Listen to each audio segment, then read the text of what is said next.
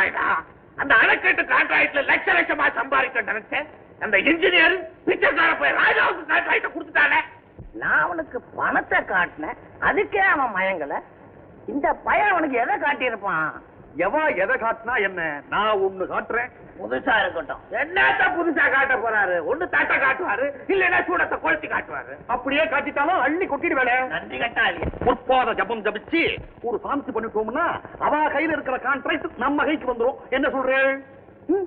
சாமி, நீ மந்திரத்தை மறந்துட்டு கண்ணாபின்னு சொன்னீன்னா எங்க நைனாவுக்கு அந்த பக்கமும் இழுத்துக்கும். எந்த பக்கம் எழுத்தா என்ன, எனக்கு கான்ட்ராக்ட் வேணும். அங்கேயே நில்லுங்கோ. பிள்ளை வாழ், பிள்ளைக்கு பிள்ளை வாழ். சொல்லுங்க. இதுல இன்னொரு கையும் சேர்ந்திருக்கு. மூணாங்கய்யா. ஏடா பல கை சேர்றதுக்கு இது என்ன சீட்டாட்டமா?